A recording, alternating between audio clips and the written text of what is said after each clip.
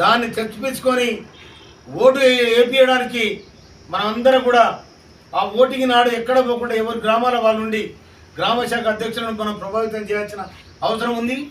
మండల హెడ్ క్వార్టర్లో ప్రతి మండల పార్టీ అధ్యక్షుడు అక్కడ కూర్చొని ఆ పోలింగ్ బూత్ దగ్గర కూర్చొని దాన్ని పరిశీలన చేసి తప్పకుండా ఈ పోస్ట్ గ్రాడ్యుయేషన్ ఎన్నికలలో తీర్మార్ మల్లను బ్రహ్మాండమైన మెజార్టీతో మన వర్కింగ్ ప్రెసిడెంట్ జిమ్రాల్ కనుక ముందు వరుసలో నిలబడి అందరూ కూడా ఉభయ కమ్యూనిస్టు పార్టీ కూడా తర్వాత కోదండరాం గారి పార్టీ కూడా సపోర్ట్ చేస్తూ ఉంది. ఉభయ కమ్యూనిస్టు పార్టీలు కూడా తీర్మార్ మల్లనకు మేము సపోర్ట్ చేస్తామని వాళ్ళు డిక్లేర్ చేయడం జరిగింది. అదే క్రమంలో మీరు తప్పకుండా ముందు వరుసలో నిలబడి మండల పార్టీ అధ్యక్షులు బాధ్యత వహించాలని, మంచి మెజారిటీ తీసుకురావాలని, తర్వాత విద్యార్థి నిరుద్యోగులు అందరూ కూడా తీర్మార్ మల్లనకు కాంగ్రెస్ పార్టీకి మన ముఖ్యమంత్రి రేవంత్ రెడ్డి గారికి ఇవాళ సోనియా గాంధీ గారు రేపు తెలంగాణ ఇచ్చిన సోనియా గాంధీ ఇంతవరకు 10 సంవత్సరాలు 9.5 సంవత్సరాలు ముఖ్యమంత్రిగా ఉన్న కేసీఆర్ ఒక్కనాడు కూడా సోనియా గాంధీని కనీసం ఇట్లా పలకరించలేదు. ఎందుకంటే తెలంగాణ కొట్లాడి ఎంత కొట్లాడి కూడా పిల్లలు చచ్చిపోతున్నారని తెలంగాణ రాష్ట్రం 60 ఏళ్ళుగా తెలంగాణ కోసం వేలాది మంది విద్యార్థి నిరుద్యోగులు అమరులైనరు. వాళ్ళ త్యాగం వృధా పోకూడదని తెలంగాణ ప్రత్యేక రాష్ట్రం ఇస్తే కేసీఆర్ దాన్ని నిర్లక్ష్యం చేయడం జరిగింది, విధ్వంసం చేయడం జరిగింది. కనీసం మర్యాద ఇచ్చినందుకు కూడా గౌరవం లేకుండా సోనియా గాంధీని ఒక్కనాడు కూడా ఈ రాష్ట్రానికి పిలిపియలే. కనుక జూన్ 2 తారీఖు నాడు 2014 జూన్ 2 తారీఖు నాడు ఇక్కడ రాష్ట్రం ఏర్పడింది. అదే రేపు జూన్ 2 తారీఖు నాడు అదే 10 సంవత్సరాలు పూర్తి చేసిన సందర్భంగా తెలంగాణ ఆంధ్ర విడిపోవడానికి 10 సంవత్సరాలు అగ్రిమెంట్ జరిగింది. ఆ అగ్రిమెంట్ ప్రకారం జూన్ 2 తారీఖు నాడు ఎవరి పంపకాలు వారు జరిగిపోతాయి. ఆంధ్రకు తెలంగాణకు ఆస్తులలో కానీ పాస్తులలో కానీ ఏలాంటి పొత్తుండదు. తెలంగాణ ఆస్తులు తెలంగాణకు, ఆంధ్ర ఆస్తులు ఆంధ్ర ఆస్తులకు పంపకాలు జరిగిపోతాయి. ఇది తెలంగాణ ప్రత్యేక రాష్ట్రం ఏర్పడిన నాడు జరిగిన అగ్రిమెంట్. ఇది అగ్రిమెంట్ ప్రకారం కార్యక్రమం జరుగుతుంది.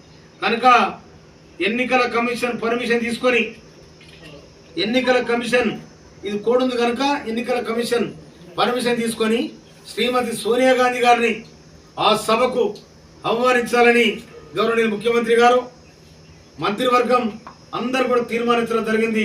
అట్టి సభను మనకు అవకాశం వస్తే జయప్రదం చేయాలని కూడా ఈ సందర్భంగా అందరికీ మనవి చేస్తూ ఈ ఎమ్మెల్సీ ఎన్నికలు చాలా ఘనంగా మంచి మెజారిటీతో గెలిపించాలని, అదేవిధంగా మొన్న 13 తారీఖు నాడు మే 13 తారీఖు నాడు ఇక్కడ ఎన్నిక జరిగింది.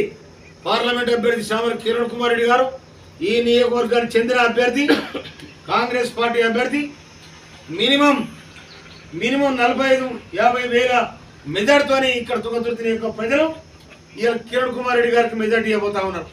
కనుక ఈ గెలుపును హరిహర బ్రహ్మాదులాట వచ్చినా కూడా కిరణ్ కుమార్ రెడ్డి గెలుపును కానీ మన తీర్మానం వల్ల గెలుపు కానీ అడ్డుకోలేరు.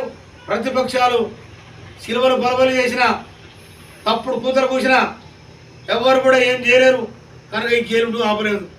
తర్వాత బీఆర్ఎస్ పార్టీలకు సిగ్గుండాలి. ఒక్కనాడు ధర్నా చేస్తే తీసుకుపోయి లోపడేసిరు. ఇవాళ గవర్నమెంట్ ఒక నిర్ణయం ఉంది, సన్నోట్లకే ఇవ్వాలి. రేపు కంట్రోల్లో ఇచ్చే బియ్యం కూడా సన్న బియ్యమే రైతులు ఆ కుటుంబాలకు ఇవ్వాలి. అట్లయితేనే మేము బోనస్ ఇస్తామని చెప్పడం జరిగింది. కనుక ఇవాళ సన్నోట్లకు తలకాయ ఉన్నాడైతే అర్థం చేసుకోవాలి.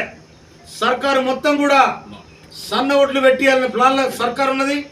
ఆ సన్న ఓట్లు ఎవరైతే వేస్తారో వాళ్ళకి బోనస్ ఇవ్వడానికి ఇవాళ గవర్నమెంట్ తీర్మానం చేసింది.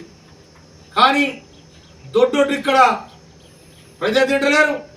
దొంగతనంగా పోయిన సర్కారులో ఉన్న దొంగలు వీళ్ళందరూ కలుపుకొని ఇవాళ మొత్తం కాకినాడ పోటుకు తరలించారు.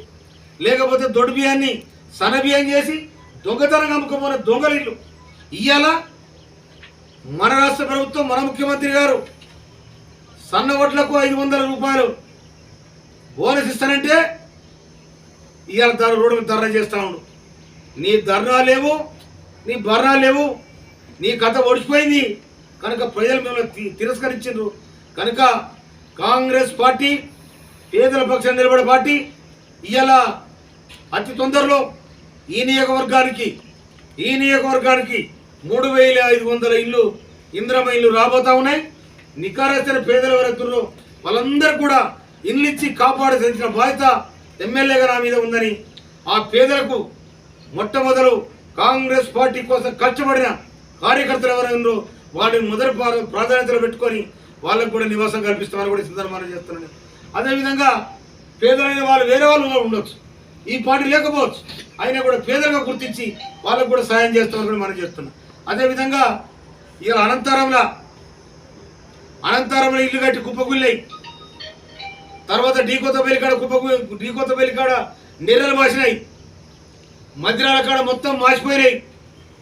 ఇవాళ పూర్వల కాడ ఇప్పుడే సురు చేసారు, అది ఎక్కడెక్కడ ఆగిపోయింది కనుక వీటి మీద కూడా ఎంక్వైరీ చేసి ఎందుకు జరిగిందో ఏం జరిగిందో కూడా దీని మీద ఎంక్వైరీ చేపిస్తానని కూడా ఈ సందర్భంగా మనం చేస్తున్నాను. ఎందుకంటే అది ఏమైనా పనికి వస్తుందా, ఈ డబుల్ బెడ్రూమ్ కట్టెన్లు ప్రజలు పనికి వస్తాయా పనికిరాదా అని డిపార్ట్మెంట్ ఇంజనీరింగ్ శిక్షణ తీసుకొని దాని మీద కూడా పరిశీలన చేసి దాన్ని ముందు తీసుకు ప్రయత్నం చేస్తాం. లేని ఎడల ఏం చేయాలో కూడా ప్రభుత్వంతో మాట్లాడతామని కూడా సందర్భం మనం చేస్తున్నాం. కనుక ఈ విషయాలన్నీ కూడా మీరు పత్రికలు